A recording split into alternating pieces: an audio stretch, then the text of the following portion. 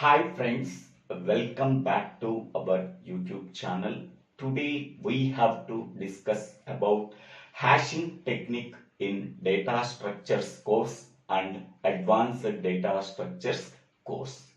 First of all, what is hashing? What is the need for developing hashing? That concepts I am explaining in this video with a block diagram. What is hashing? Hashing is a technique that is used in data structures to improve the efficiency of storing and retrieving the data. That means we have to store the data and retrieve the data in a efficient manner. For that purpose, we have to use a new technique called hashing. It takes a constant amount of time. That means big O of 1. That means it takes only one comparison for retrieving the data and storing the data from the hash table. For that purpose, we can say that hashing is an efficient technique for storing and retrieving the data. Now, I am explaining this technique with a block diagram. After explaining the reason behind for developing hashing technique. Now consider the array elements with the array size is 6. The array elements are 10, 15, 20, 25, 30, 35. We want to search the key element 30 is present in the given array or not. For that purpose, we have to use two techniques. The first technique is linear search technique. The second technique is binary search technique.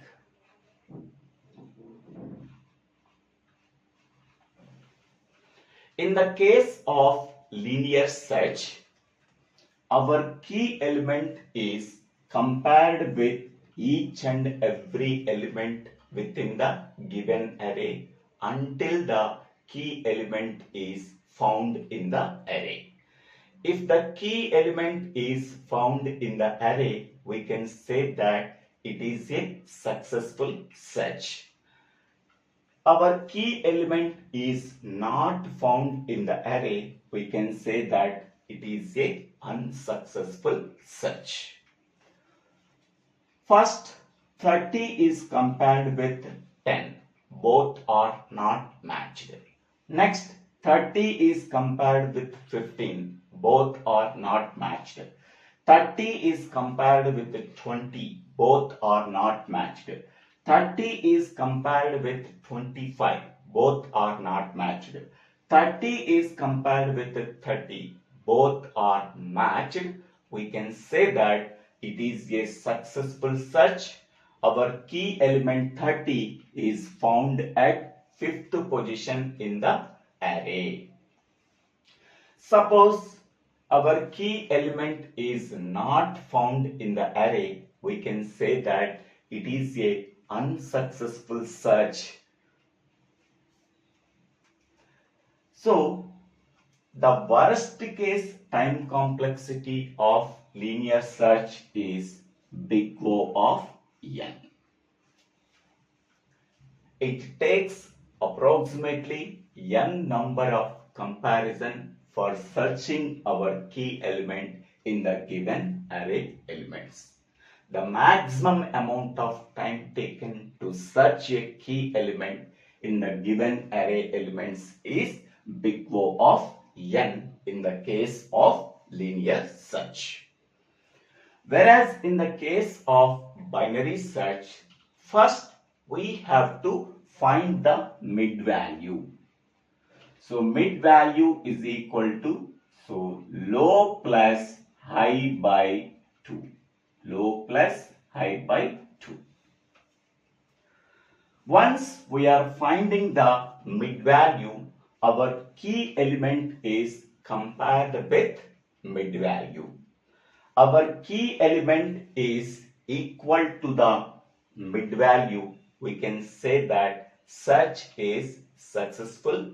Our key element is found at the middle position. So this mid value divides the given array into two parts. So left sub array and right sub array. Once the array is divided into two parts, left sub array and right sub array. So before the mid value, left sub array is there. After the mid value, right sub array is there.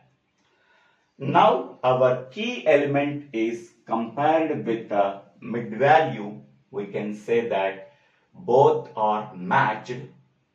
We can say that search is successful. Our key element is found at the middle position of the array. Our key element is less than the mid value. We have to consider the left sub array only by ignoring the right sub array. If the key value is compared with the mid value, if the key element is greater than the mid element, we have to consider the right sub array only by ignoring the left sub array. So this process is continued until the key element is found in the array. If the key element is found in the array, we can say that it is a successful search. If the key element is not found in the array, we can say that it is a unsuccessful search. The worst case time complexity of binary search is big O of log n. In both searching technique, searching depends only on the number of elements in the given array. If the number of elements in the given array are more, both techniques take more amount of time. If the number of elements in the given array are less, both techniques takes less amount of time. Now, if the number of elements in the given array are more and more, so both linear search and binary search techniques takes more time to search our key element in the given array. Now we have to propose a new technique that is called as hashing technique. By using that hashing technique, we have to find our key element within a constant time. Constant time means big O of 1. Okay, so hashing is a new technique that is used for overcome the limitation of linear search and binary search for searching our key element in the given array elements within a constant time. It takes only big O of 1 time. That means only one comparison is required to search our key element in the hash table. Hence, we can say that it is a efficient technique for storing and retrieving the data within a efficient manner. So this is the reason behind for developing the hashing technique. Now I am explaining the hashing technique with a block diagram. This is the block diagram of hashing technique. In that one, the main components are key element, hash function, hash value and hash table. First one is key value. Key value is nothing but whatever the element which is to be stored in the hash table. The key element can be represented by K. Next one, hash function. Hash function can take the key element as input and produce hash value as output. Generally, hash function can be represented by h of k. H of k can be defined as k mod n, where k is nothing but key element, n is nothing but size of the hash table. Next one, hash value. Hash value can be determined from the hash function. Okay, how hash value can be determined? By using the hash function. After calculating the hash function, then whatever the output we are getting, that output can be defined as hash value. Hash value can also be called as index. Okay, once hash value can be determined, within that hash value we have to store our key element. Okay, so we have to find out the hash value. Once the hash value is found, in that hash value we have to store our key element. Okay, so this is the hash table. Hash table contains two columns. First column is hash value. It can also be called as index. Second column contains the key element.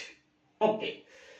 The size of the hash table can be denoted by n. It can ranges from 0 to n minus 1. 0 to n minus 1. Here I am writing capital N. 0 to n minus 1. That means hash table size is 10. That means it can store the index values 0 to 9. Hash table size is 5. It can store the hash values 0 to 4. Hash table size is 7. It can store the hash values 0 to 6. Okay, now we are taking some examples how to store our key element in the given hash table. Okay, suppose I am taking the hash table size as is 7. That means it can store the index values 0 to 6. 0 to n minus 1, where n value is 7. So 7 minus 1, that is 6. So this is 5 and this is 6. Now we have to store only 6 key elements. We have to store only 6 key elements.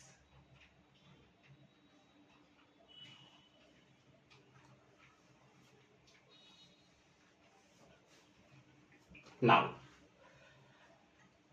so n value is nothing but 7. Therefore, n value is equal to 7. Now, I am taking the key element value is 21. Okay, so now h of 21 is equal to 21 mod n value is nothing but 7. So 21 mod 7. So what is the value of 21 mod 7? 21 can be divided with 7. So 7 3s 21. So remainder 0. Mod value always returns the remainder value. The remainder value is 0. So remainder value is 0. Here we have to write only a remainder value. So the hash function can generate the hash value is 0. So go to the hash value 0. In that hash value, we have to store the key element 21.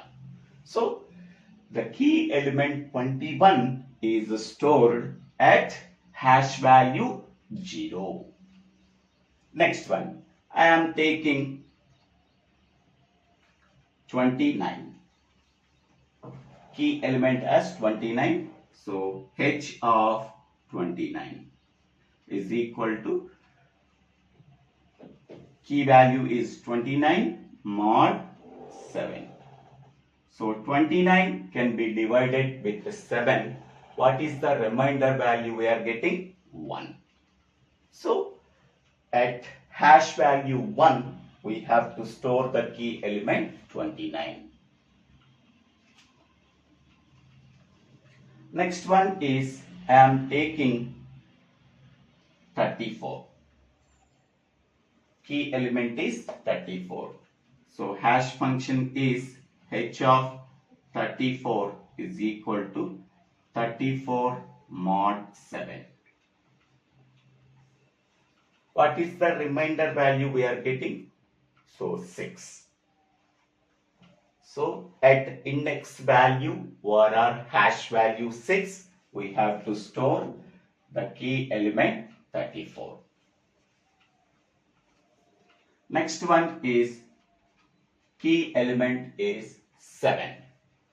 So hash function h of 47 is equal to 47 mod 7. So what is the remainder value we are getting? 5. So at hash value 5, we have to store 47. Next one is 16. Key element 16. So hash function h of 16 is equal to 16 mod 7. So what is the remainder value we are getting? 2. At hash value 2, we have to store the key element is 16. So in this way, we have to store our key element at the hash value over our index value. So within a single comparison, we have to store our key element. We have to retrieve our key element from the hash table. Okay, only one comparison is required for storing and retrieving the data from the hash table within a constant amount of time. That is big O of 1 time. So that means we have to store the data in a efficient manner. We have to retrieve the data in a efficient manner. How many number of comparison is required? Only one comparison is required. Suppose we have to retrieve the data. So the key element 16. So where the key element 16 is stored? So by using the hash function, we have to generate the hash value. So 16 mod 7, that is 2. So go to index 2, we have to retrieve the key element 16. So in the same way, we have to retrieve the key element 47. So 47 mod 7. So what is the hash value we are getting? 5. So go to index 5, we have to retrieve the key element 47. So only one comparison is required for storing and retrieving the data from the hash table. So for that purpose, we have to use a technique called hashing. It takes a constant amount of time, big O of 1. That means only one comparison is required for storing and retrieving the key element from the hash table. Okay. Next key element is 17.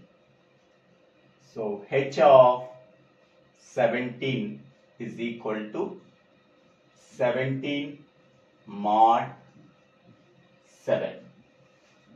So what is the remainder we are getting? That is 3. So go to hash value 3 and store the key element 17. Next one. Next key value is 32. So h of 32 is equal to 32 mod 7. So 32 can be divided with the 7. What is the remainder we are getting? That is 4. So go to hash value 4 and store the key element 32. Next element is, key element is 45. H of 45 is equal to 45 mod 7. So 45 can be divided with 7. What is the remainder we are getting? 3. So hash value 3.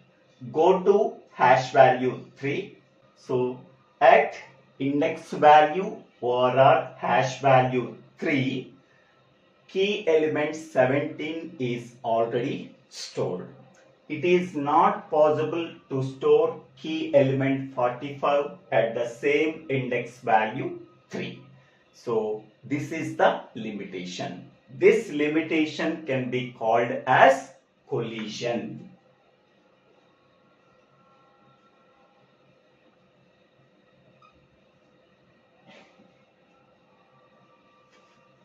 To handle this type of situation, we have to use collision resolution techniques. What are the available collision resolution techniques?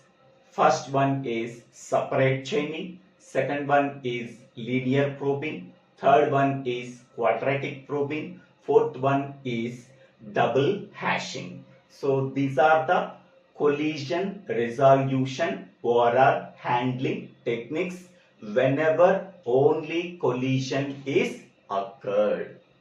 Okay. So this is the simple description about hashing technique. Okay. So each and every row can be called as bucket. In a bucket, only one key element is stored at one index value or a hash value. There may be two key elements getting the same index value or a hash value. That situation can be called as collision. To handle this collision, we have to use collision handling techniques or collision resolution techniques. This concept can be done in future videos. Okay. In the next video, we have to discuss about what are the types of hash functions. If the hash function is very good, it can generate the hash value within a fraction of seconds. If the hash function is not a good, then it can take more time to generate the hash value. Okay. Next one, the main idea behind hashing technique is to generate the key comma value pairs. To generate the key comma value pairs. What is key and what is value? Key is nothing but whatever the element that can be passed to the hash function, that element can be called as key element. What is the value here? Value is nothing but hash value. In that hash value, we have to store our key element in the hash table. Okay, for example, we can take the key element is 29. Key element is 29. Key element 29 can be stored at which index value? That is 1. So 1 is nothing but hash value or our index value. 29 is nothing but key element. In the same way, we have to take another key comma value pair. So key element is 47. 47 is stored at which index value? That is 5. So by observing these two, at index value 1, we have to store the key element 29 in the hash table. At index value 5, we have to store the key element 47 in the hash table. Okay. So each and every row in the hash table can also be called as bucket. Okay. So this is the simple description about hashing technique. I hope all of you understanding this concept. It is a very easy concept. If you really understanding this concept, please share this video to your friends and classmates. If you really understanding this video, please subscribe my YouTube channel. So Divvela Srinivasa. After subscribing my YouTube channel, click on the bell icon to get the future updates in my YouTube channel. In the next video, we have to discuss about hash function and its types. Thank you one and all for watching this video.